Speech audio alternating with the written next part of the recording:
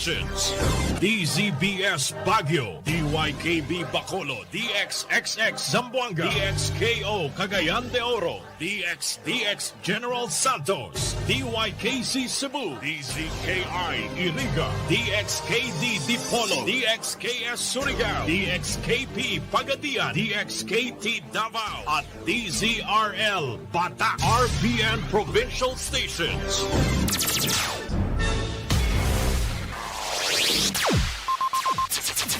Ang pinakaenot sa ringkunada.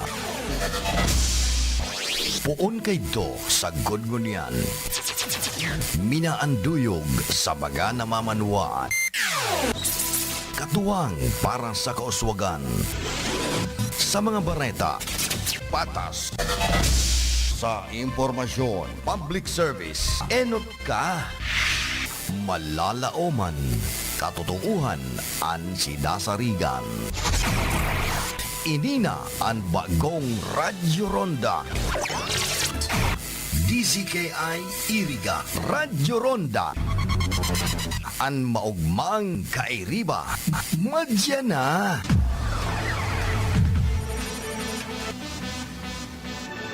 RPN Radio Philippines Network Radyo Ronda DZKI Iriga Member Kapisanan ng mga broadcaster ng Pilipinas.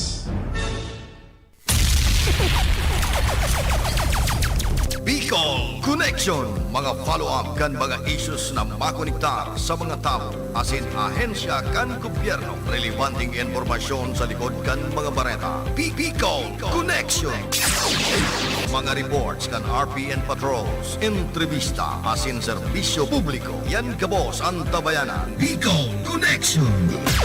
Kada Lunes hasta Biyernes, alas 9:30 hasta alas 11 pagkaaga. Kaibahan si Joey Habana Ling. Bicol Connection. Bicol Connection.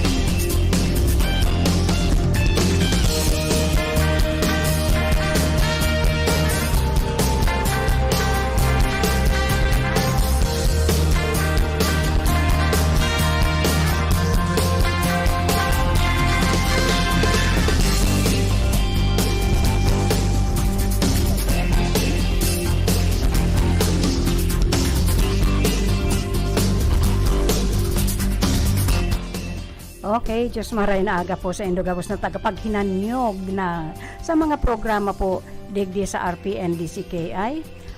The Pioneer Radio Station here in Rinconada, digdi po sa Irigay. Ang kainot-inuti pong istasyon ng radyo. So, maray na magandang umaga. Sa mga Tagalog po, magandang umaga. And Diyos maray na umaga po sa Indogabos na inaabot kan sa tuyang signal. Kung saan man nakakaabotan sa tuyang broadcast. Madyan na po kita, tayaon po kita sa programang Bicol Connection ni Karondang Joey Lim.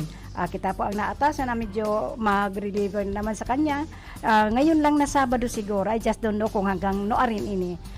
Igwa man siguro na naman na kamatian o igwang importanteng lakaw ang satuyang regular host ng programang ining Bicol Connection. At anyway, madyan na po kamuta. Ay, Diyos maray na aga po dyan sa mga kapartiduhan. Ay, kapartiduhan. To all over Camarines Sur. Kasi ang ano ni Bicol Connection, nangangahulugan po na i-connecta.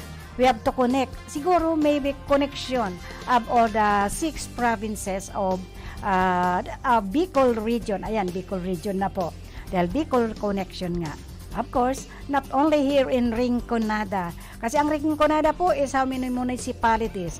And mayroon tayong isang city, the Irigas City. And of course, ang Rinconada ay magmula po dyan sa Bula, sa Balatan, Bula, Balatan, Baaw, Buhi, Batu. Ayan po, ang inipalang Rinconada, may 5 B. Letter B ang umpisa po ng mga municipal na arugani. Kaya sabi ko, Bula, Balatan, Baaw, Batu, and Buhi. But anyway, mayroon ding digdi sa ang Irigas City and of course ang Nabwa, Camarines Sur. All included in the 5th district of Camarines Sur. So, ang ano po, ang sabi ko nga ni, we have to connect siguro. Connect we have 6 provinces, all in Bicol region. Region na po. Kasi Bicol Connection Ang Bicol Connection, it does not mean that hindi lang po yan sa Rinconada, but all over the 6 provinces of Bicol region. Dahil ito pong elementary ako, kabisado ko po yun of different provinces of different regions. But, sad to say, sa ngunyan nga ni po, dahil ko na po aram kung bawat ilang regions ba tayo meron. Wake up, ano bang apod kayan kahit to history. Pero ngunyan, dahil ko aram kung ano apod na kayan ta. Si mga subjects po kaya baga, pigparabarago kan DepEd. Kahit to, history. Ang ano nga ni ngunyan, kahit to may science, history, English, and of course, etc. But ngunyan, ano nang apod kahit itong si subject na science? Ano nang apod kahit itong subject na ito bagang ito nga ning apod ko nga ining history. O ano na po ining ngunyan. Dahil ko po araw, hindi po ako updated. Although lagi po akong sa eskwelahan, kaya lang po, iba man po ang papel ko dyan sa eskwelahan. So, iba-iba po. O, kaya, pagpapadagos po kita, ini pong introduction kay inyong Bicol Connection po. Ay, handa ko na yun pa. Although nag-reliever ako kay Karondang Joey before election, nalingawan ko na po. Bicol Connection. Ayan. Mga follow-up kan mga issues na makonektar sa mga tao asin ahensya kan gobyerno. Relevanting informasyon sa likod kan mga bareta. Bicol Connection. Mga reports kan RPN patrols, entrevista asin serbisyo publiko. Yan kabos ang tabayanan. Bicol Connection. Kada Lunes hasta Biyernes, alas 9:30 hasta alas 11 pagkaaga. Kaibahan si Joey Habana Lim. Bicol Connection. Bicol Connection. Ayan po ang Bicol Connection. Pagtatagpi-tagpi pala po ng mga different kinds of mga nangyayari sa satuyang kapalibutan, kapaligiran ining Bicol Connection. Kaya ito kasi sabi ko nga ni, reliever ako. Hindi ko po it is all about politics kay itong siyempre itong principal sponsor niya. So ngunyan tapos na po ang election kaya makonik-konektar kita. Sa pagkakaalam ko po, ang Bicol region is composed of 6 provinces nga ba 'yon? Itong Camarines Norte, Camarines Sur, Albay, Sorsogon, Masbate, and Catanduanes. Ayan, I get it right. But anyway, bago kita magpaduman kung saan kita aboton kaining connection ani kung saan kita mag-connect mga listeners na ni Sir Joey Banalim. Sa tuya po makakaibanan sa technical side, andyan po si Sir Jimson Toyano Oco, and of course, sa information po, si Rodel Cesar. At yaon man po duman sa transmitter si Sir Johanner Di Villa alias Mamuk po. Mayo kitang tinanok mo niyan, Johanner. And of course, kaibanan niya duman si Tony Matic Saison. And of course, ako pong kaibanan din doon yan. Kaibanan, di ko alam kung hanggang kailan. Basta ako pong kaibanan din doon yan sa Bicol Connection. No other than si Madam Elma Dilim Magasper nagsasabing, welcome to the program Bicol Connection. Kan sa tuyang kaibanan karonda na si Joey Lim Habana Lim.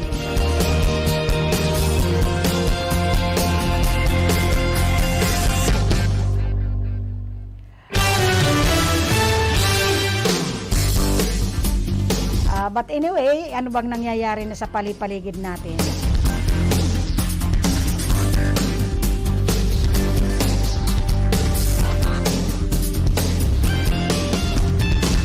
Yung mga nagsiswimming dyan. Kasi po, since na it is summer pa rin po. Pero bako man na, dahil kita magparapa, ingat-ingat lang po kita. Dahil dipisil po ang mga nangyayari ngunyan. Kadakol ka nagbubuwis ng buhay dyan sa mga swimming na yan. Swimming lalo na po yung nandyan sa karagatan. Dyan sa dagat po. Dahil through my the experience ko nga ni. Kahit ito pong nag-night swimming din kami, ang sinabi ko nga, dahil magkaagnim mga tent duman sa duman mismo sa inaabot kang tubig. O, ilingon na yun. Tapos alas 2 kan madaling araw, talagang humampas po ang malakas na alon. At yan po, humampas din yung malakas na ulan. And talagang maginaw po, kaya nagtakbuhan po sila. So, sa mga dyan, yung mga nagna-night swimming, delikado po yan. Taano kaya sabi nga ni kan sa ruming kaibanan, taano kaya ngayat na magpara night swimming, igwaman ngayang aldaw, taday gibuhon sa aldaw. So, yan po ang mga pagkakaibakan. Ang night swimming daw pagbanggi. I agree with that. How about you, Aldrin Lee? Kasi, one of the best ways to enjoy summer is swimming. Bakit ba ganun? One of the best ways to enjoy summertime is swimming. Ang swimming po, bakit ganun po? Hindi ba tayo pwedeng mag-swimming if it is December or what? Or any, marami namang tayong seasonal holiday, yung mga holidays natin. Kaya lang, may trabaho po kaya. Pero pag summer naman may trabaho pa rin kita. So, ang pagkakaaram ko talaga, different events, different occasions po, ang pinapaagita kada summer. Andyan yung basketball na mawara-wara sa mga different barangays. To every barangays of all over here in the Philippines. But ining swimming, ayan po, ini one of the best ways to enjoy summer. Ini nga ning swimming and ining basketball. Different ball events. Sports ba? Palibasa po, bako na akong updated of what is happening to these mga millennials ining sa tuyang mga SK. Dahil na, although I am in the barangay, pero ang aram ko lang kasi different ball games. Baka magkamali ako doon sa different balls. Di ba, Sir Eddie Garcia? But anyway, sa Eddie ay siguro ini nasa PE ang hinahandle nito ni Sir Eddie Garcia. So he is familiar about all those ball games. Pero maray nga ningon yun, ining mga sports at activities ng mga barangay, kumpleto na po. Kadakol kan mga events ninda when it comes to sports. Igwa na dyan na nadangog itong ano ba ini,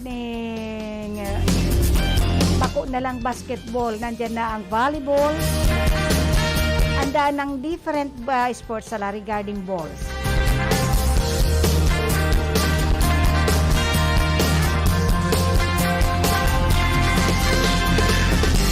But anyway, tapusin tadaw mo na ining mga alan. Hello, Monica Perique. Nasaan ka na ba, Madam Monica Perique? Ining si Madam Monica Perique po, mayo po ining pinapalagpas of all the programs of RPN DCKI. Lagi po yan nakaantabay po ini. So, ang sabi ni Madam Monica, good morning, Mami, at sa lahat ng staff ng RPN DCKI area. God bless daw po. And of course, ang pag-urulayan tapusin ko daw muna ining event na ining. One of the best ways to enjoy summer is swimming talaga. Swimming po, pero katulad ko nga ni po, dahil po ako nagpapara, dahil na po ako, nag-iba nga ni ako, o overnight yun. Dahil po talaga ako dahil po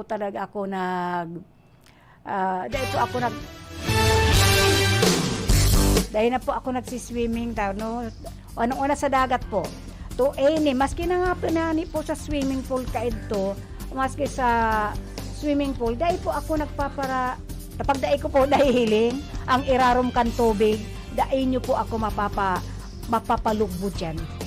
Or sabi ko ni kaito, during our college days, high school days, pag igwa po kaitong ko yan, mga educational tour. Yung mga educational tour na yan, ako po ang nanginginutan kayan, palibasan na asam energetic tayo. Although I am still energetic this time. Pag ako po ang umiinot na natalon dyan sa swimming pool. Kasi ang gusto ko, habang nahihiling ko or nakikita ko ang irarom kan tubig, ayan, malakas pa ang loob ko na tumalon ako dyan kahit gaano pa yan kararom. Kahit gaano pa yan kalalim. Talagang tatalon ako at tatalon. Ngayon, ini mga night swimming po, ini kayong nadumanan ming beach resort, nagtatanggap po sila. Ako hindi po ako nagbabatikos. Ay, counting po na lang po ini. Paalis na daw po si Madam Monica Perique going back home to Limassol, Cyprus. Ingat-ingat lang. My dear friend, ingat lang. Be careful. I wish you have a nice trip.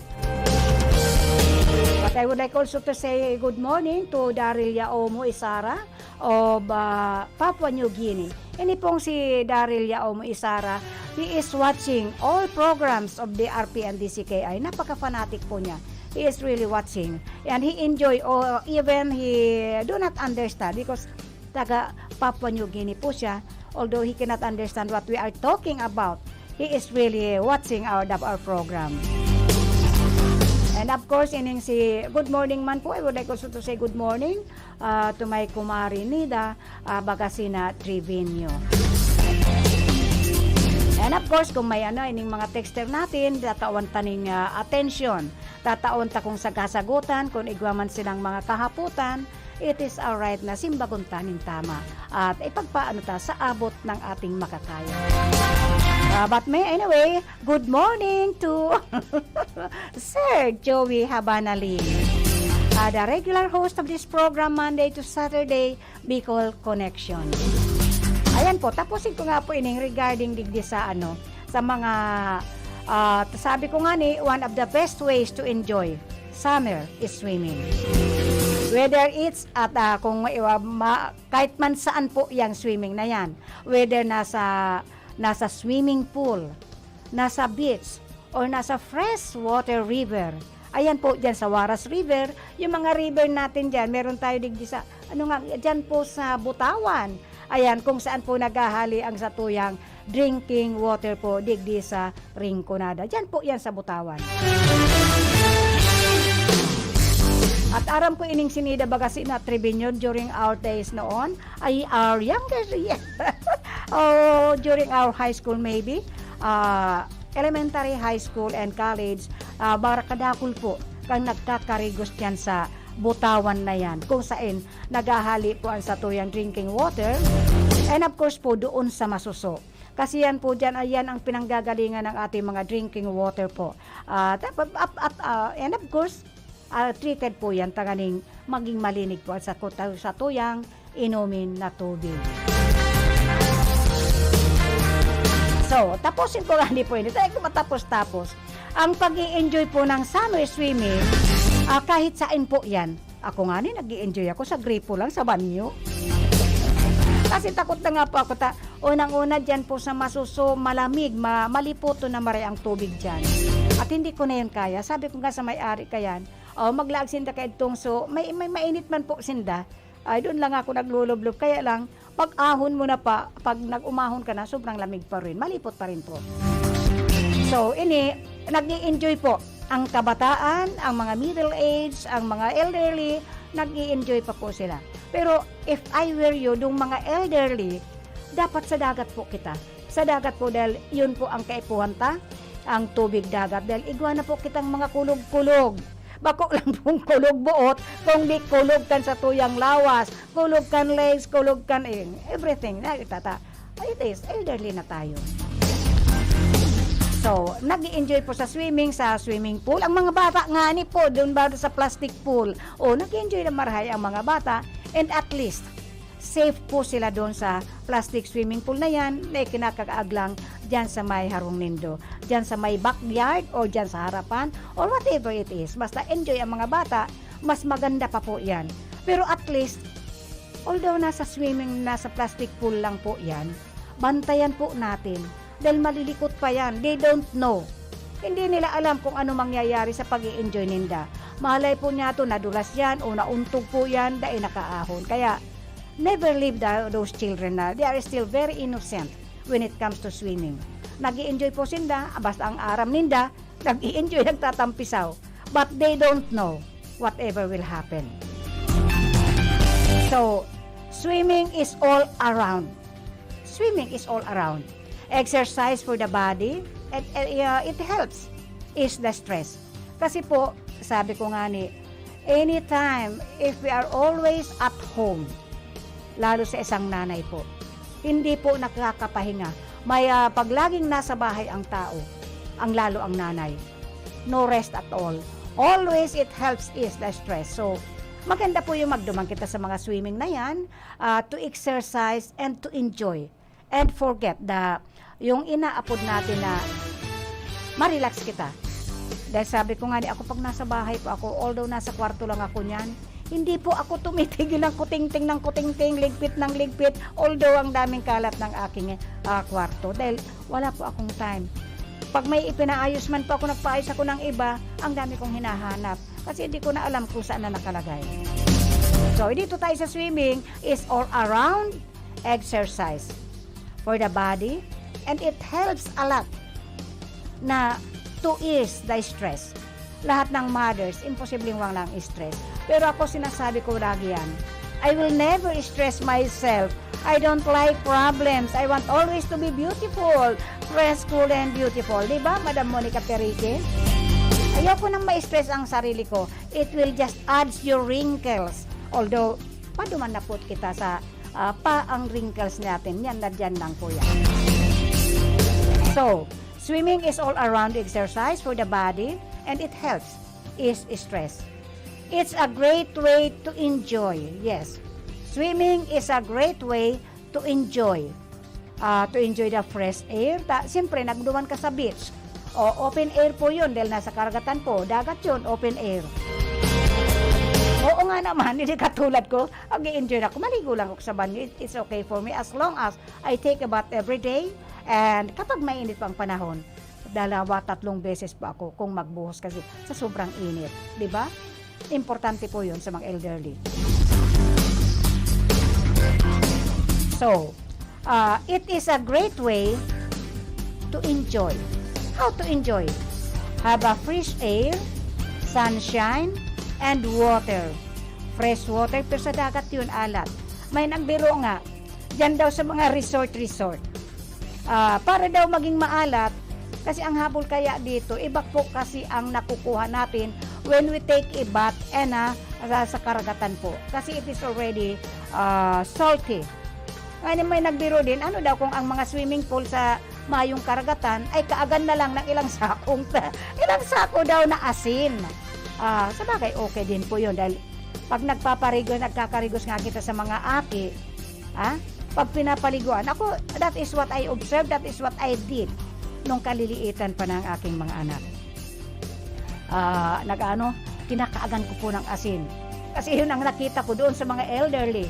Once na magkakarigos ka sa mga aki, sa mga kaakian, dinadakutan po yun ng asin. At dinadako nilalagyan ng kalamansi. I just don't know why it is like that. Pero ginaya ko na rin lang. But anyway, it is good for those children who you are taking a bath.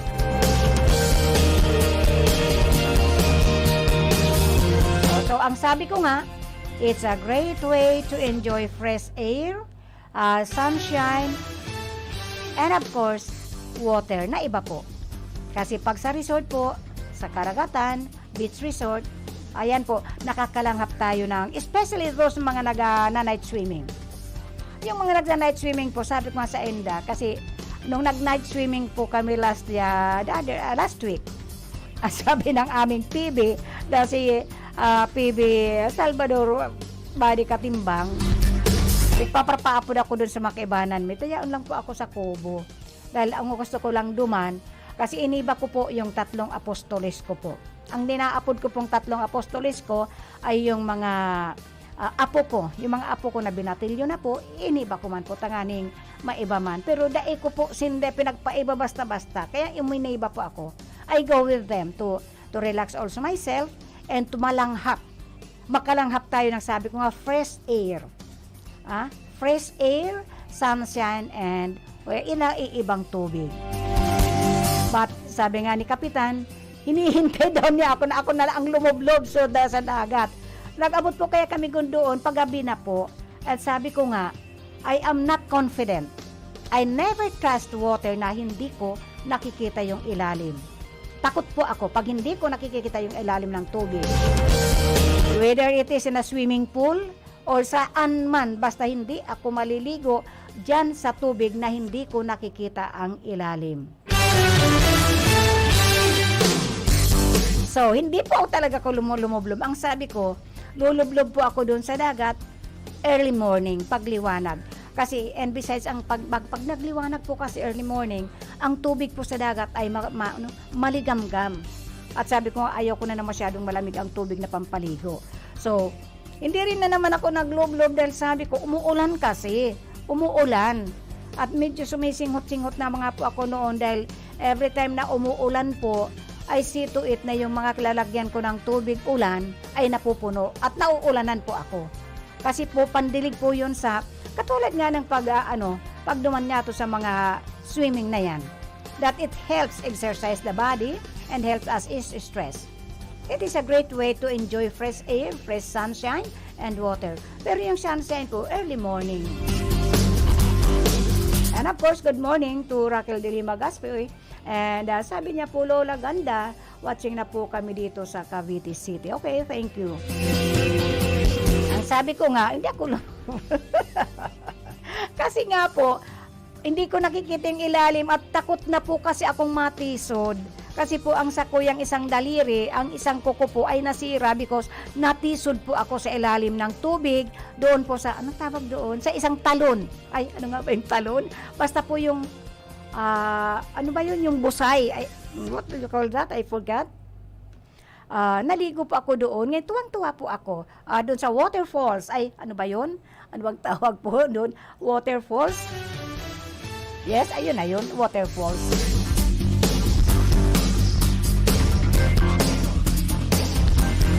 So, nasungkog po ako, natisod po. Ayun, nasira po yung kuko ko. Kaya from that time po, takot ako. And ever since talaga, takot ako na maligo dyan sa tubig na hindi ko po nakikita ang ilalim. So, ang sabi ko nga doon sa mga paapo ko, maliligo kayo ha, don't trust the sea level. Don't trust the sea level. Kasi, bigla yan umalon, ayan, tatangayin kayo hanggang gitna. Kaya ang sabi ko, ang advice ko, those who are nandyan sa karagatan ngayon, Di po kayo maglagpas doon sa hanggang waistline lang po ang tubig. Supposed to be secure, for your security, for security purpose po. Hanggang baywang lang po ang tubig na dapat puntahan ninyo. Ang tamang oras po, ang swimming is all around. Nagdala po ka ng oras na alas 9, eksakto alas 9, ono na po. Ngunyan na pagkaaga, ng Sabado, Mayo 28.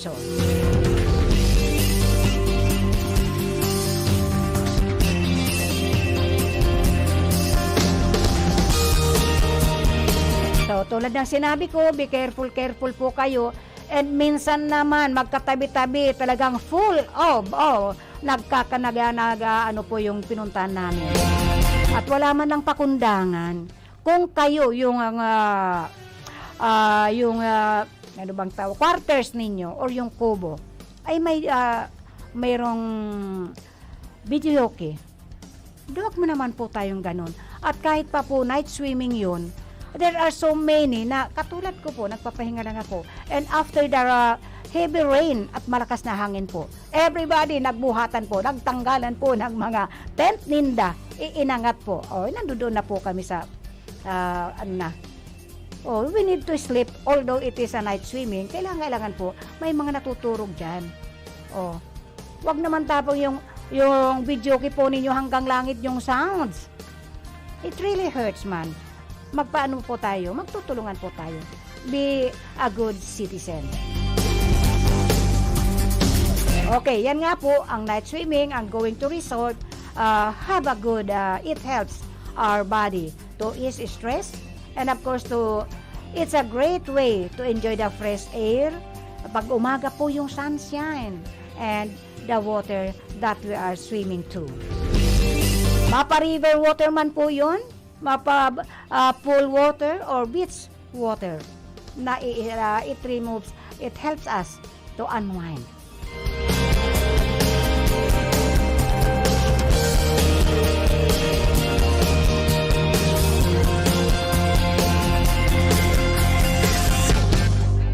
And of course, all at the same time po, swimming is also a great way.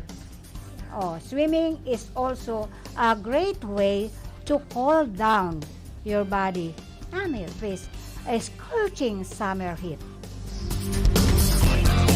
Ayan po, ang swimming po, it's all the time, at the same time, it is a great way na pinapalamig po ang ating body heat. Dahil ang katawan naman po natin talaga mainit eh. Kaya nga may mga naaatake.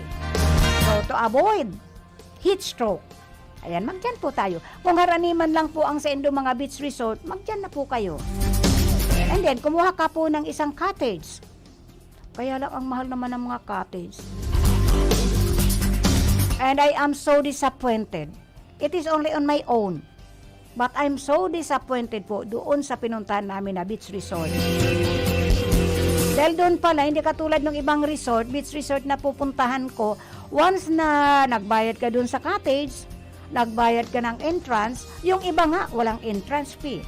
Yung pinuntahan namin, bawat galaw mo pala may bayad.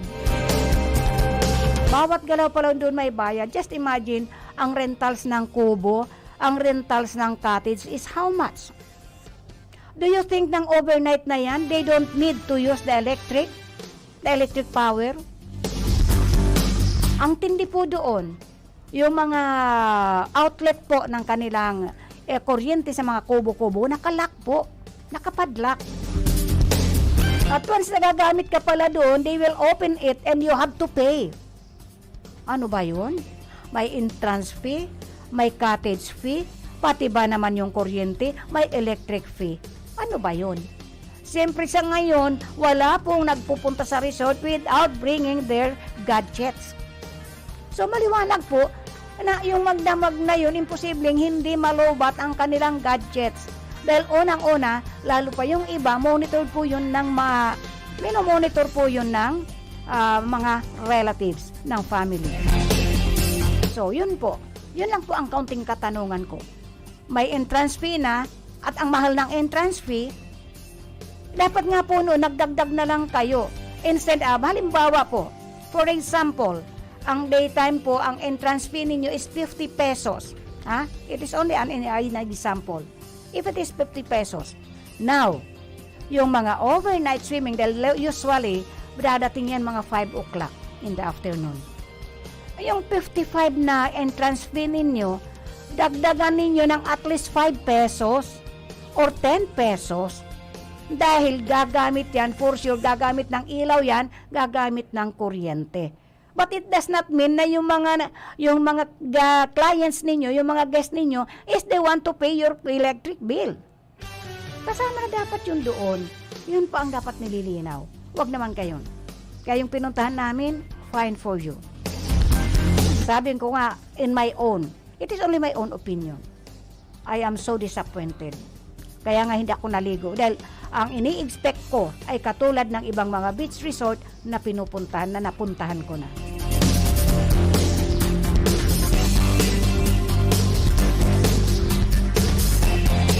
So again, ang swimming po ay nagdadala po yan ng pagka-fresco, cool down your body. This is scorching summer heat. Ang bilib talaga po ako is dito sa mga foreigners. Some foreigners were enjoying. Yes po, ang mga foreigners, they are enjoying swimming in a river stream. But not all. Dahil yung hinihintay ko nga visitor, yung iniintay ko pong bisita. They want to go and yun doon po sa Bisaya. Pero I just don't know if I will go. Kasi tulad nga sinabi ko, some foreigners were enjoying. Most of them enjoy to swimming in the river stream. Katulad kasi ng Butawan natin dito, we are considered it as a river stream. And nandyan po sa Waras River na may mga, anong tawag doon, yung burabod? Ayan. Swimming in a river stream that had beautiful blue water. Kaya lang minsan naman kasi ini mga river stream natin, usually, ay bakit pinapatunguhan na po?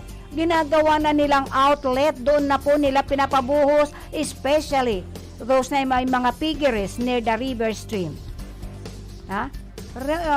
Near the river stream.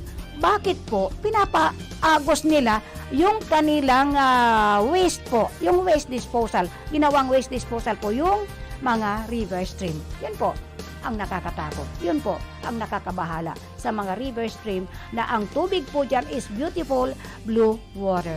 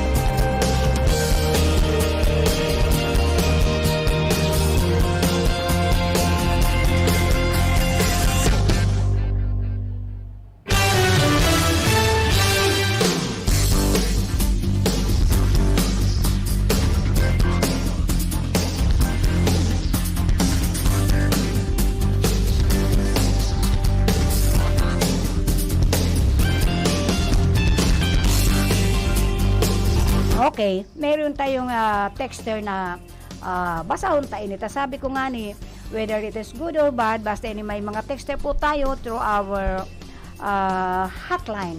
Mabasahon ta po ini. Ang sabi po digdi, good AM po ate. Ayan ulitin ko po.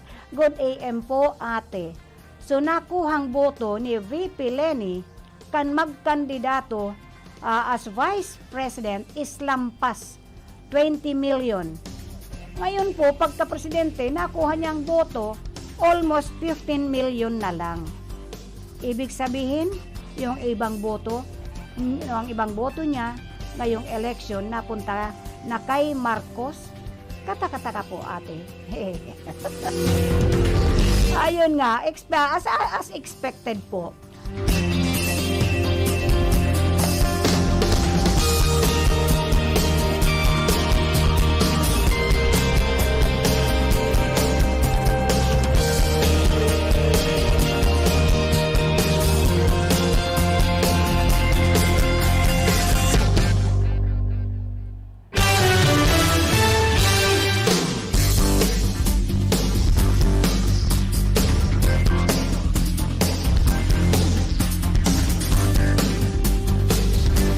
Okay.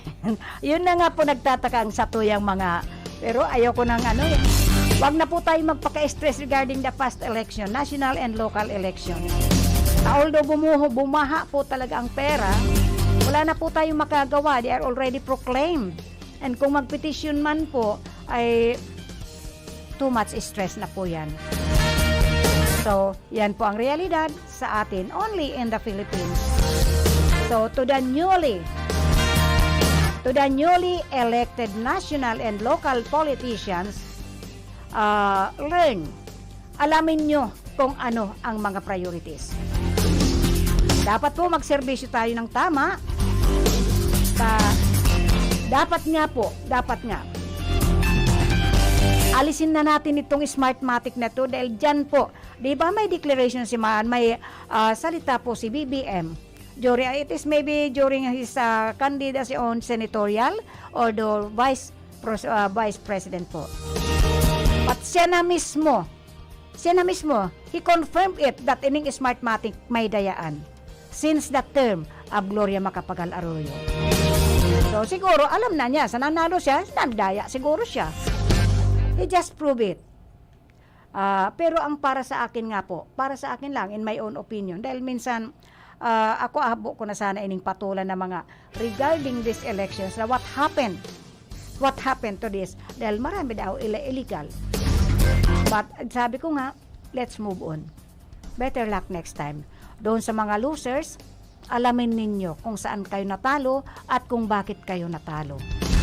Whether it is a local or national, yung mga posisyon na inyong tinakbuhan. So, to the newly elected national and local politicians, yung mga nanalo, you have to learn more. Alamin ninyo kung ano ang mga prioridad ninyo.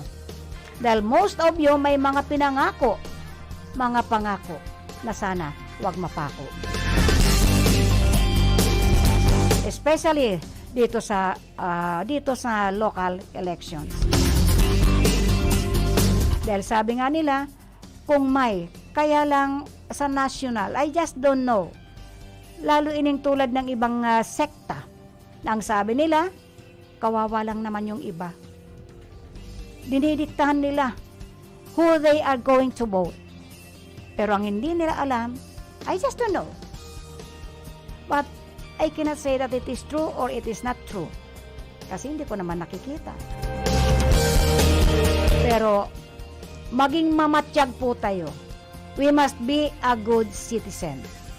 Maging magmatiyag po tayo. Bantayan po natin ng gusto ining mga elected officials na ini. Na sana, tama ang sinasabi ni BBM, that he will not allow any corruption in his administration. Sana nga po. Pero sana before magsalita siya ng gano'n na he will not allow any corruptions in his administration, ay unahin niya po ang unang-una ang pamilya niya. Yung mga nagsasali, not only to BBM, those elected officers, those elected officials, maging national man po yun or maging local.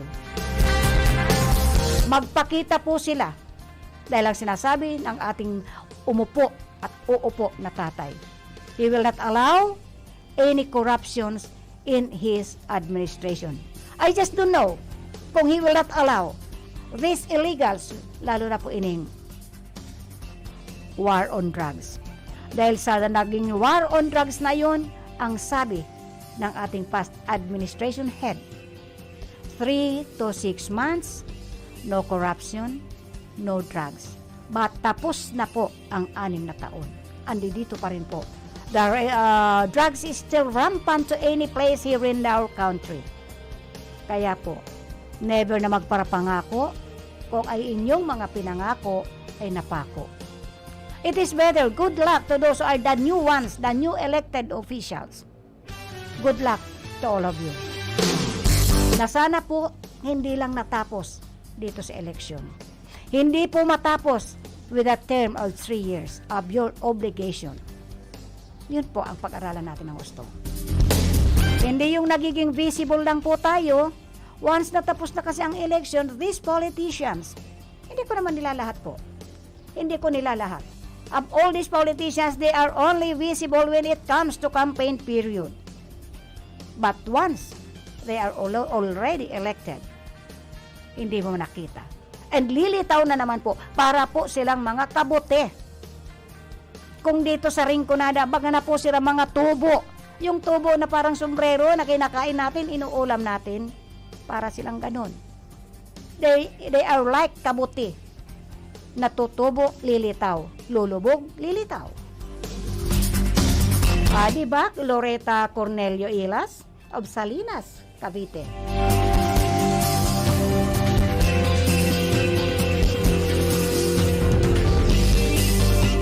Kaya lang tulad ng sinabi ko, itong mga bagong politicians natin, dito sa Rinconada, ang dami po.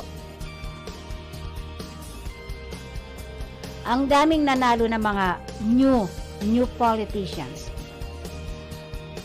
But I don't consider the others. I don't consider the others that they are new from politics.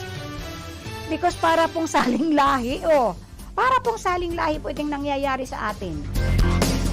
Parang saling lahi po na ining mga newly elected officials, national or local, ining bagong mga elected na ini, usually, mostly po, they are anak, asawa, apo. Yan po. Only in the Philippines that we have this kind of political dynasty. Just imagine si BBM. Ilan po silang nakaupo ngayon? Ilan po sila? In Ilocos, Ilocos region lang. Andun yung uncle niya, andun yung anak niya, andun yung pamangkin niya. They are all elected as local and national politicians. Now, di ba? Helen and John Canuto of Las Piñas. Kailan kaya gagawa ng batas ining ating mga mambabatas kung sila ay tunay na mambabatas? Kailan po mapuputol ining political dynasty? Give chance to others. Wala na pong chance yung others. It is all you, the only pag nakaupo ang isa. Pag nakaupo ang isang member of the family, ay bakit po sunod-sunod na lang?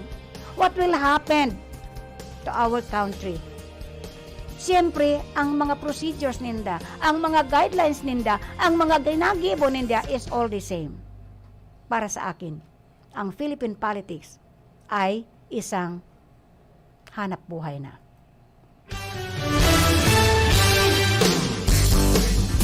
Sad to say po, politics in the Philippines is isang hanap buhay. Not to serve. But some other politicians is also serving the country, is also serving. Nagsisilbi po sila. Pero usually, sa pagkakaintindi ko, at my age, kasi mulat na rin po ako sa politika, elementary pa lang ako, yung isang tiyuhin ko get into politics. But nag-isang term lang po siya. And then, si get out to politics. Bakit ang sinasabi? During that time, malinis pa po ang politika. Dahil ining pinakamaruming politika is started from the time of President Marcos Sr. At sana po, baliin po yan ng kanyang anak ni BBM. Sana po, panindigan niya yung salita niya na he will not allow anybody to go into corruption in his administration. Pero maniniwala po ako sa kanya. Babatiin ko po siya ng husto. I will really admire and support him. Kung ang unang gagawin niya, ipakita niya na may disiplina ang pamilya niya. Her mother is a convicted Convicted po ang ng 7 cases po ang kanyang ina. But until now, ngayon sasabihin nila, humanitarian. Bakit? Ang humanitarian ba ginawa niya kay Senator Leila de Lima, who is innocent until now, she is not convicted. But she is still in her detention house. At ang kanyang nanay, bakit? Is still at large for 7 cases, convicted po siya. And ang isa pa dyan, sinabi niya, no corruption in his administration. But anong tawag mo doon sa problema mo sa BIR? Nang binayaran ninyo ng ano ba yan? How much is that? It is 65,000? It is not. Yung ano mo sa BIR. At sana nga ma-disqualified ka sa Supreme Court. Your disqualification, sana nga magbunga. Because I will not believe on you that there is no corruption in your administration. Because of all those sa cabinet members mo lang, ilan kayo nakapamilya mo? Ako, I hate to be a critic. But it is what I see. Yun po ang nakikita ko. So, from president to senators, to congressman, to governors, to mayors, and councilors. Ngayon, ini namang nasa local government, ang galing niya magsalita. Oh, ang galing mo magsalita, sir. Ang dinadali mo ngayon is the mga barangay officials. Ipapakulong mo? Bakit? How much is the allocation? How much is the era of a certain barangay? Lalo barangays in the provinces. Anong palagay mo yun? Tumatanggap ang barangay ng era ng millions? At yun ang hihigpitan mo? At yun ang ipapakulong mo? Ang silipin mo, those who are in the national government. Hindi po ining barangay. Ining barangay, they have so very small era. Ngayon, if you are tinutumbok mo ang nandyan sa Metro Manila, wag mong i-rationalize. Wag mong i-generalize. Because nakakasama po ng loob dito sa ibang barangays na they are doing good. We are taking care most of the budget. Ang era po ng barangay, hindi pantay-pantay. At mga obligasyon. And the guidelines, although the guidelines of the barangay officials and the barangay is the same, iba-iba po. May tultul man pong barangay. So, wag mong general. Masakit po at nakakasama ng loob po doon sa mga barangays that they are doing their best to serve their constituents.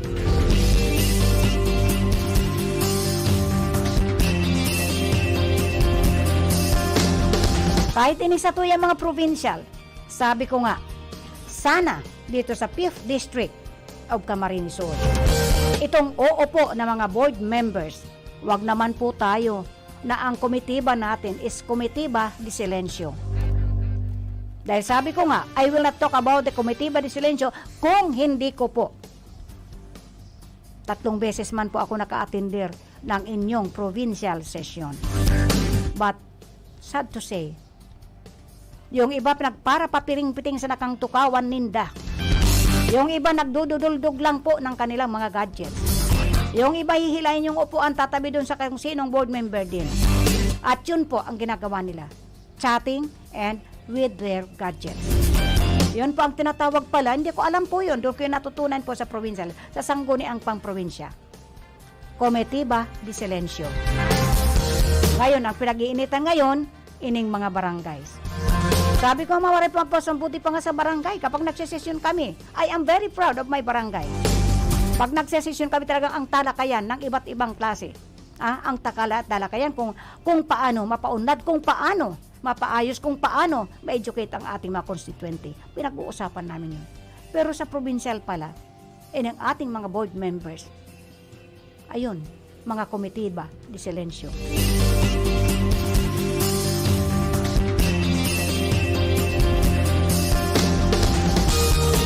So, sana po, tama po, ining mga nailihir natin dito sa provincial, dito sa local officials, government officials. Sana po di kita magturog-turog. Kaya tama lang po, in my own opinion, tama lang po, na dito, ang mga nanalo po ay isang mga hubines pa. Mga kabataan po. Although kung nung pinag-uulayan nga namin, How will they go? How will they serve? How will they serve? They are still too young. Mga bata pa sila. Kababata pa. Pero, nung isang araw nga may kausap ako regarding sa mga barangay officials na when it comes to budget, kasi po, wala pang na-approve na budget. Kahit na po yung budget namin is not yet approved. At ang sabi nga nila, they are wondering and they are thinking about this approval of barangay budget.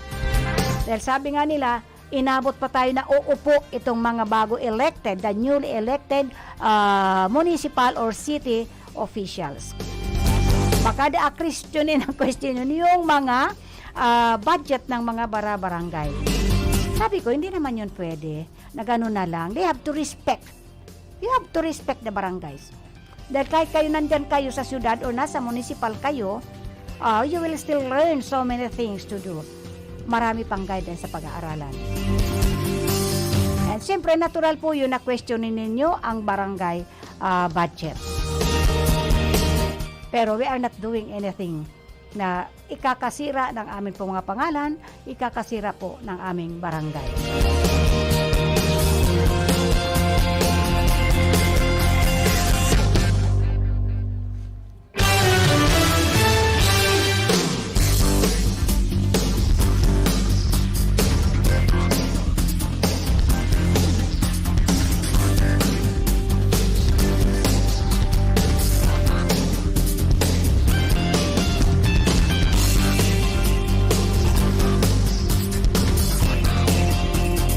Now, ang gusto ko lang na mapag-anuhan kasi regarding dito sa 55 pesos dagdag sahod sa Bicol workers in-approve.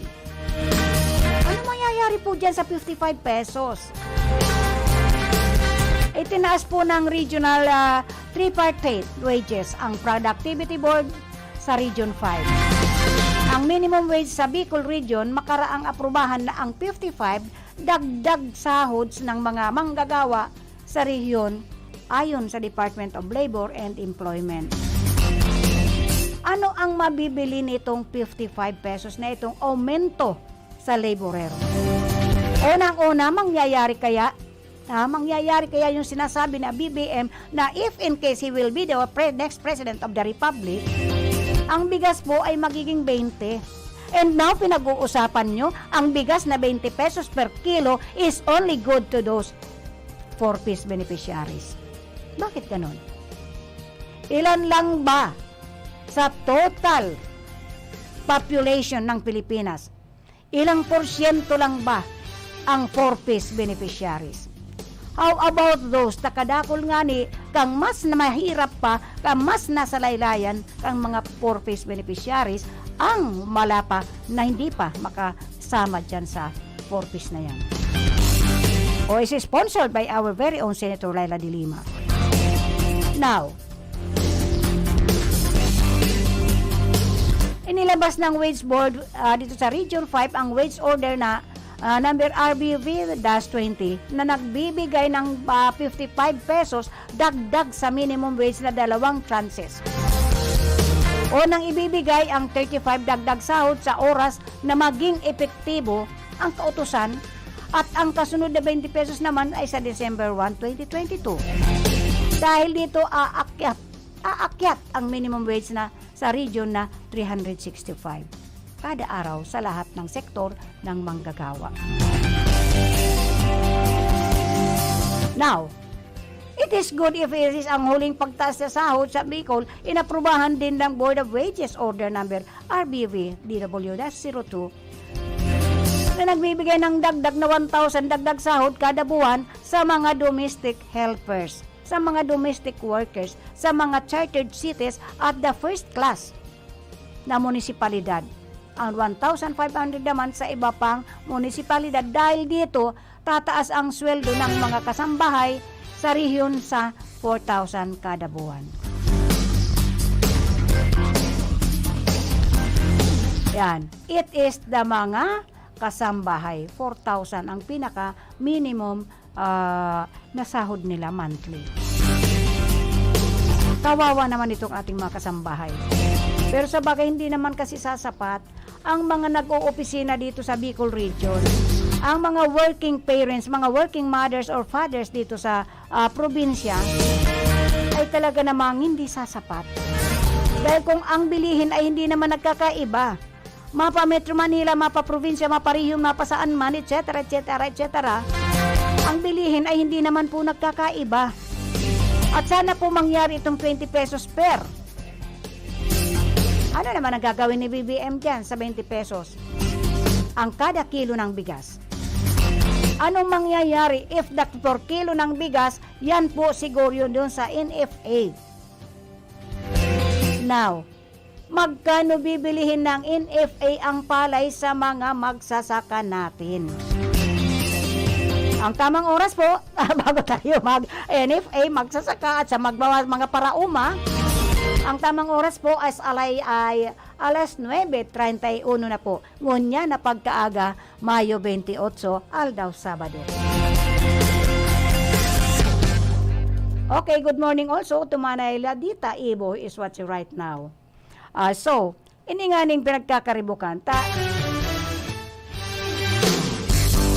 Okay, magawa commercial muna tayo. Medyo makapahinga dahil yung tubig ko po. Okay. An oras na yan at sa Indo.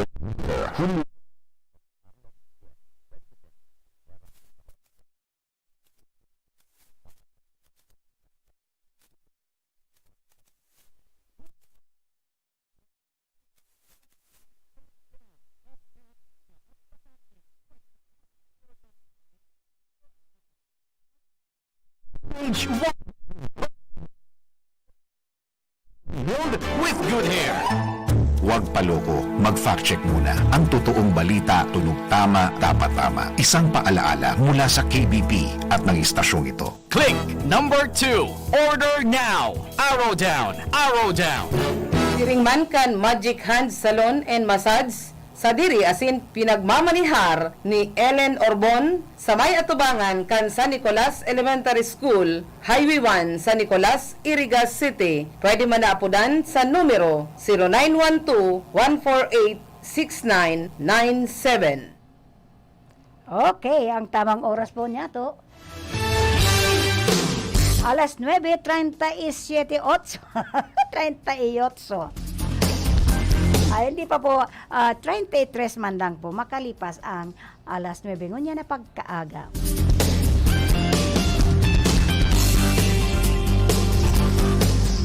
Now, ang ining naman na inaano ko dito sa wages na ito, daily wages ng ating mga manggagawa. Magkano na ba ang nasa Metro Manila? Ang nasa Metro Manila ay 500 na per day. Mayo man ang presyo kan sardinas duman at saka ang presyo kan sardinas di sa probinsya pareho. And of course, ang presyo kan bagas pareho man. So, paano pagkakasyahin ang sahod na dinagdagan ng 55 pesos na installment pa nga?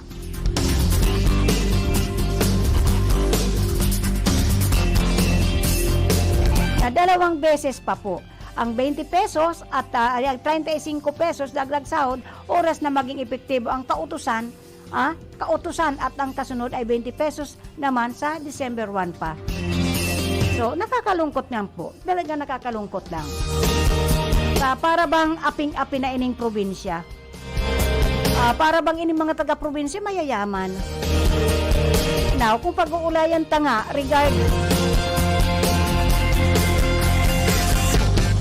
ang tungkol dito po sa labor na ini, daily ay nakakaawa po. Ining sa to yung mga laborer.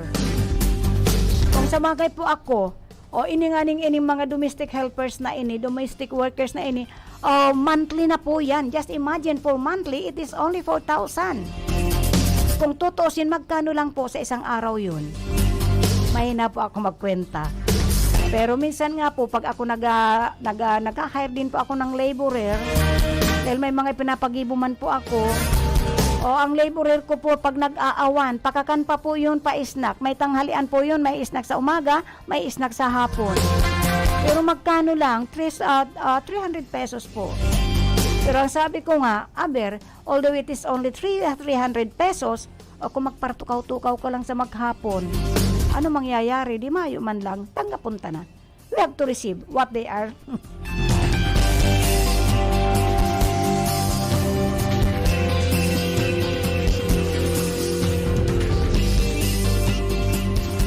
So, nakakaawa po ining taga-probinsya.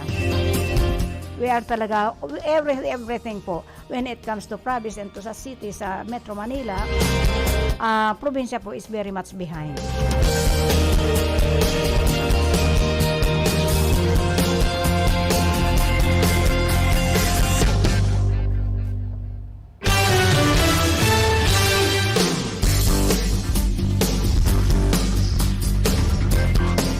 Sa bagay po, when it comes to mga araw kay ini mga business po, ining may sadiri kay ini mga negosyo po. Kung bigla-bigla po na ining mga laborers po natin, ini sa tuyang mga manggagawa, ay biglaan po ang pagtaas ng mga sahod. And bagsak nga po ang sa tuyang ekonomiya. All those businesses was affected. Lagi agree, talagang it all affected. At kaya nga nangyaring kadakol ka nawaraan ng trabaho because all those mga businesses, all those mga, I just don't know it, whatever it is, talagang nag-close po. Di ba nagkauro ng closure, lalo na po nung nagka-lockdown tayo. Oh, marami pong negosyo, marami pong businesses ang nagsara, marami pong nalugi. So, better for those who are na-restored na po this time, yung kanilang mga negosyo. Kaya nga ni baga, inopen na, totally open na po. Kahit sa mga tourist po, open na. Generally open na po ini sa tuyang nasyon. Dahil kung pananatilihin pa po natin na kung ano-ano pa yung level tayo, talagang babagsak po ng tudo ang ating ekonomiya all over the world. Hindi naman po tayo lang. So we must understand. So ini mga manggagawa, maintindihan ta po na siyempre itong mga pinapasukan ninyo, maging maano man yun, restaurant man yun, tindahan, maging factory or whatsoever, we must understand po dahil talagang maraming bumagsak. Pero ang nakakaawa ay yung mga kawawa. Yung mga nawalan ng trabaho, so magsipag na lang po tayo. Dahil ako nga malimit sinasabi ko po,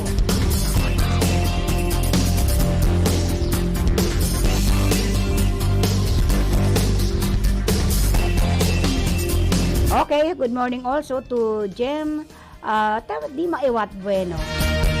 Kumusta po, Team Di Maiwat Bueno? Good morning.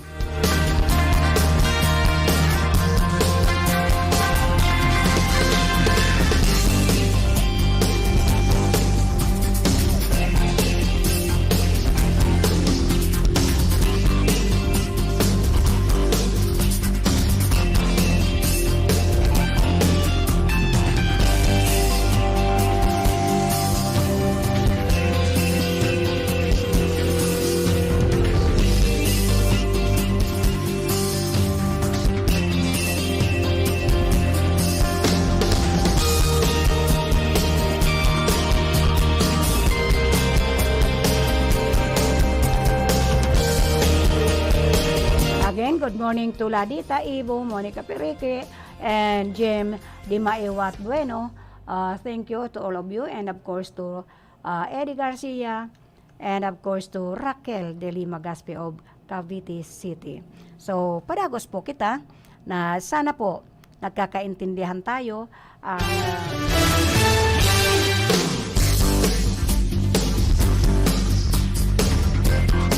ining sahod, 55 dagdag sahod sa Bicol workers, aprobado na po.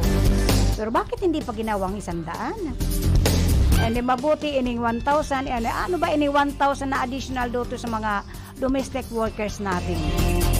Ay ba ito chartered cities at mga first class na munisipalidad. At 1,500 naman sa iba pang munisipalidad dahil dito tataas ang sweldo ng mga kasambahay sa rehiyon sa 4,000 kada buwan.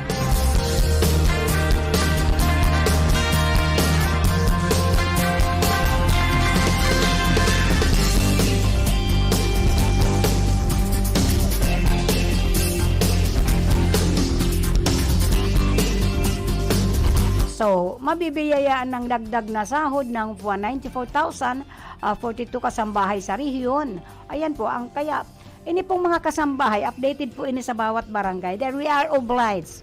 Bawat po barangay are obliged to submit yung mga kasambahay. Ini po, bawat barangay po yung monthly po ang submission nitong mga pangalan, and talaga pong kinakausap po ini mga kasambahay na inita. Updated po tayo para yung mga benefits man po ninda, we are asking if their benefits ay naibibigay ng kanilang amo. So, mabibiyaan ng dagdag sahod ang nasa 94,000 42 kasambahay sa rehiyon na huling nakatikim ng dagdag na sweldo noon pang Hulyo 2017. So, ang mga dagdag sweldo ay resulta umano ng pagsasagawa ng public hearings ng Wage Board noong April 26 pa po sa Naga City, Camarines Sur, at noong April 28 sa Legazpi City.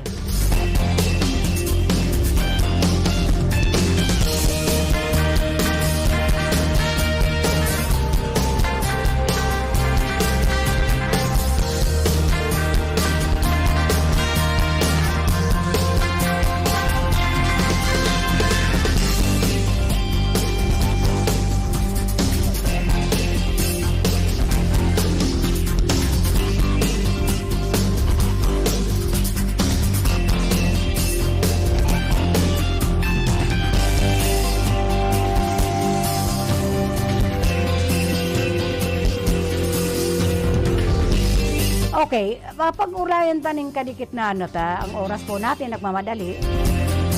Ining ang Sorsogon po dito sa Bicol region.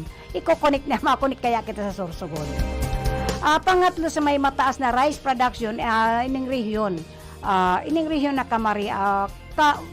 Bicol region. Pero base sa tala based sa record po, ining NFA Bicol, pangatlo ang Sorsogon na may pinakamaraming palay sa rehiyon. Tinawag kitang Camarines Sur. Ang pahayag kasabay ng pagtitiyak sa nasabing opisina na ang rice production po sa Bicol ay hindi kukulangin. Yes, tanga na ako po nagtataka. Bakit po kinukulang tayo? Bakit kinukulang ang bigas natin? Sabagay, ang Metro Manila kasi is the biggest sila po ang may pinakamalaking konsumidores when it comes to sa bigas. So, hindi po nakakapagtaka. Kasi po wala po silang rice field. Dahil punong-puno na ang pagitan nga nila ay dingding sa dingding na. So, usually talagang ang pinakamaraming may rice field ay probinsya. So, yun nga ang talaan na ining Sorsogon ay may pinakamaraming ani pagdating sa palay dito sa Bicol region. So, sa kanilang rice inventory, may 119,875 bags pa mayroon ang rehiyon maliban sa mga buffer stocks na nakareserba. So, ang tanong ko nga, well, according sa datos ng Phil Statistics Authority, ang PSA, lagpas 150,000 metric tons ang kabuoang output ng produkto ng naging dahilan at nagpang-apat ang Sorsogon sa may pinakamaraming produksyon sa buong Bicol region. At sa kasalukuyan, nangunguna ang lalawigan ng Camarines Sur na may pinakamaraming inaani at sinundan ito ng lalawigan ng Albay. Kasi po ang Camarines Sur kaya, marami po tayong rice field.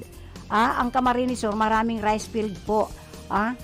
Napabilang din sa top 20 sa bansa ang Camarines Sur na may pinakamaraming ani ng palay. So, ining Bicol region po, ang sinasabi ko nga ni Perme, dyan sa Orulay sa barangay program natin, ay ang tamang oras po ngunya na 15 minutos bago mag alas 10 ngunya na aga. And of course, good morning to Jim, Jem Di Maiwat Bueno. And of course, good morning man po sa gabos na naghihinanyog sa programang Bicol Connection ng ating karondang si Joey Habanalim. Reliever lang po tayo. igwa na naman siguro importanteng pinagdadaanan ng satuyang karonda.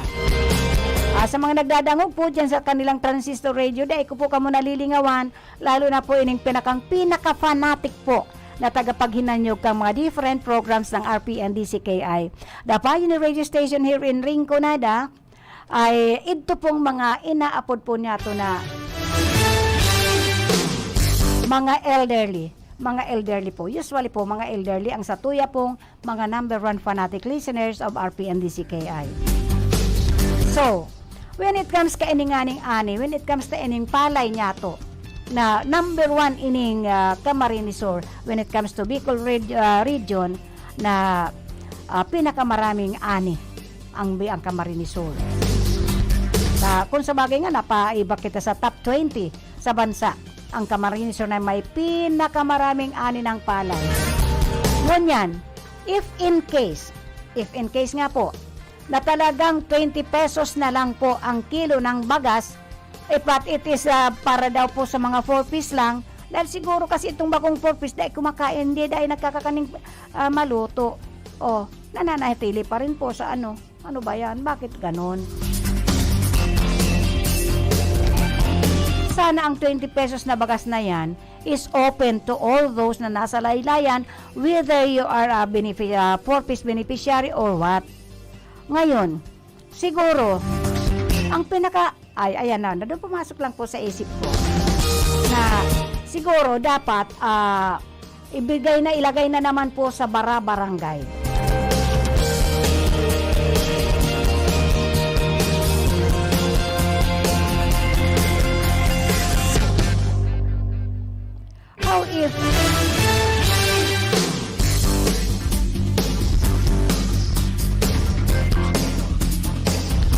How if po ang mga barangay, ayan po, naisip ko lang, pero I'm not anticipating any decisions of the local government.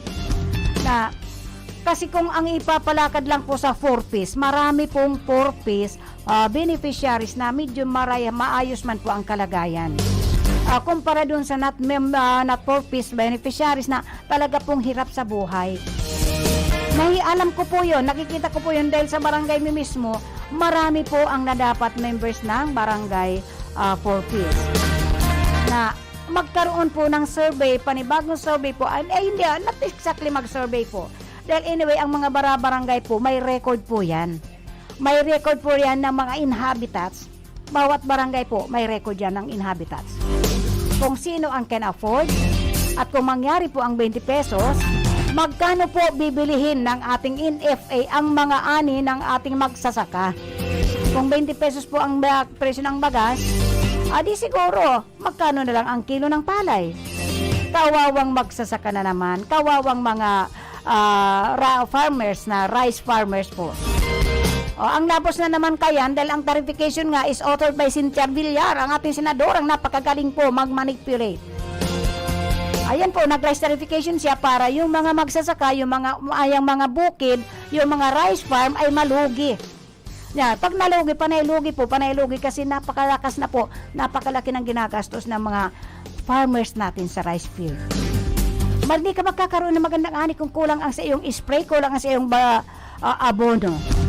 Ay now, pagkatapos ibibenta lang na magkano, how much is the price per kilo ng palay? Now, kung lugi sila, may maray pa, ibenta na lang ang it is better to sell all those rice fields. And then, bibilhin naman itong Cynthia Villar na ito, itong Villar family na ito, na walang iba kundi sirain ang ating mga, ayan po, sila ang unang-unang DNR violators. Dahil ang mga ginagawang rice field, ang mga bundok ginagawang subdivision, ang mga babayaran lang po ng magkano ang kilo ng palay. Kasi pag luging-lugi natural, the owner of the farm will just sell the farm. At pag binenta na yan, yung mga ito na mga, ayan, itong mga agent, itong mga lupa na ini, mga ahente na ini, kumita lamang sila, wala silang pakialam sa mga rice field, na hindi nila inisip, time will come, wala na tayong palay. Because itong mga rice field natin ay converted already to industrial na ginagawa ng mga subdivision nitong Villar family na ito. Na hindi nila kontento sa kanilang yaman, na super yaman na po sila. He is the richest of all the senators.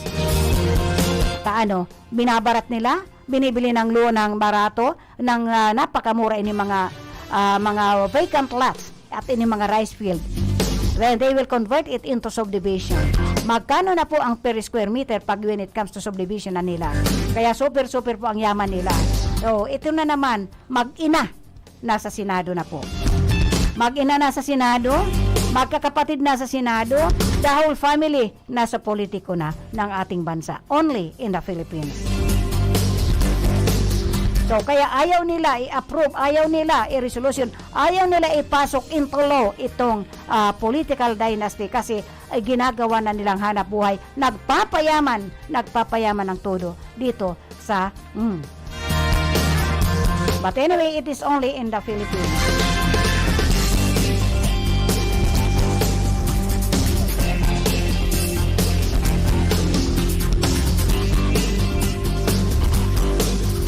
Sana maraming suggestion na sana ining rice tarification ay alisin na. Kaya lang ini na namang bagong na, itong bagong nabasa ko kanina. Pag inalis daw yung rice tarification, ang ani ng Pilipinas will not sustain the needs. Totoo ba yun?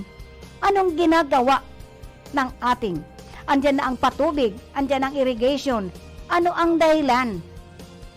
Ayusin ng government ang pagbili.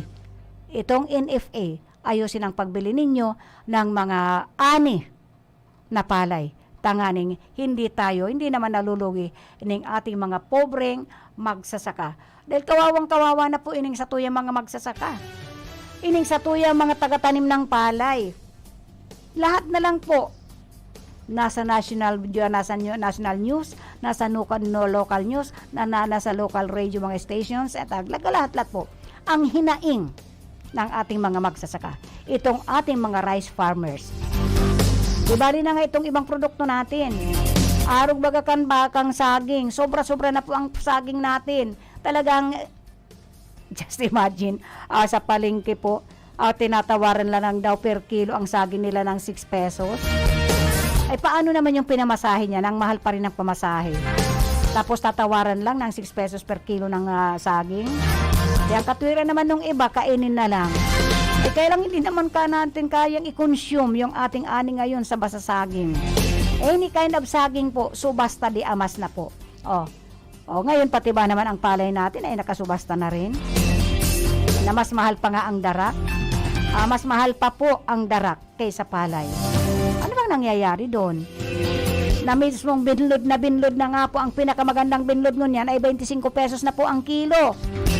Kayong kung bibili ka naman ng mumurahing binlod, paray maraming bidaw. Maraming mayo-payo, ang hindi mo rin po mapapakinabang. Ang binlod na yun, kahit siguro aso, ang ata noon, ang bidaw noon, didikit sa bituka ng aso, makakasakit yung aso. So, kapag gusto mo ng magandang binlod, ang binlod ngayon ay 20 hanggang 25 pesos na po ang kilo. Aram ko po yun, dahil sabi ko, kadakol kan ido kung ang kanin na ipapakain sa Edo ay kasama sa pagkain naming kanin, ay masyado po magastos sa bagas dahil ang mahal po ng bagas. Maray kung makabili na kita katong 20 pesos per kilo. Pero ang magsasacrifice yan, again, inuulit ko, the one that will sacrifice a lot for that 20 pesos per kilo ng bigas ay walang iba kung di yung rice field, ang atin pong palay, ang ating mga magsasaka sa palay. Saan ba tayo patungo? Umaangat po ang ating economy? Na open naman po tayo na. Wala na po kahit nasa level 1 pa. And of course, pinapataas na naman ng government natin ang reports regarding COVID-19. Mataas na naman daw, nag-i-elevate. So dapat lang, nag-i-elevate ang COVID, mag-depress. Ay, ewan ko ba, hindi ko na maintindihan iting sa tuyang government. At sana, ang sabi ko nga, unahin ng atin ni BBM, ang pinakaunang remedyohan niya is itong ating justice system. Na sana ang inot na sampulan niya ay ang kanyang ina who is convicted. Hindi po rason yung humanitarian reason behind, because matanda na ang nanay niya, ay malakas pa nga nung nag-I swear siya, nung pinagproklama siya. O, bakit naman? O, kumpara kay dating Pangulong Gloria Macapagal Arroyo. Nung nasa detention siya, ayan po, napakahina na po niya. Super weak. O, naka-wheelchair pa nga, naka-neck brace. Ngayon, nung pinalabas ng ating Presidente Duterte, ayan, ang lakas-lakas na po. She is the one who manipulates. She is the one who started. Ang Smartmatic natin is started from the time of Gloria Macapagal Arroyo. She is the one. Siya po ang pinakaunang nakipag dyan sa mga sa mga insekto na ito na namamayagpag ng todo sa ating bansa. Pumapasok sa ating bansa na wala nga silang visa. Of all their illegals, at pati na illegal drugs. Siguro, ayawan ko ba? Diba? Jem, di maiwat bueno. And of course, to those who are listening from their transistor radio, luway-luway na po tayo magpapaaram. Na magpiprepara po ako sa sarili ko nga program. Masunod po digdi si ako pamananggan. Ang tayong programa natin, Orulay sa Barangay. Medyo lang muna ako ng how many minutes for my personal necessity. So, papaaram na po kita sa programang Bicol Connection ng ating karundang si Joey Habanalim. And Joey Habanalim, you are always welcome. So, usapin mo lang ako, unahin mo lang ako. No problem at all. Hindi ako makahindi sa'yo. And of course, nasa tuya pong mga kainabanan sa technical side. Andyan po si Sir Jenson Toriano Oco. And that's information man po si Rodel Cesar. And of course, siya on man po duman sa transmitter si Sir Joander de Villa. And of course, si Tony sa isanan sa iyang matik-matik na kaibanan. And of course, ako po ang naging reliever ni Sir Joey Habanalim sa programang Bicol Connection. Mayo pong iba kung di si ako, Kagawad El Madilima, kasi pinagsasabing thank you. To those who have watched via live streaming. And of course, those who are listening from their transistor radio. Again, good morning. And thank you. Dahil po kayo magharali dyan, mabalik lang po ako pagkaroon ng pirang minuto. Maprograma pa kita doon sa Orulay sa Barangay. Again, God bless us all.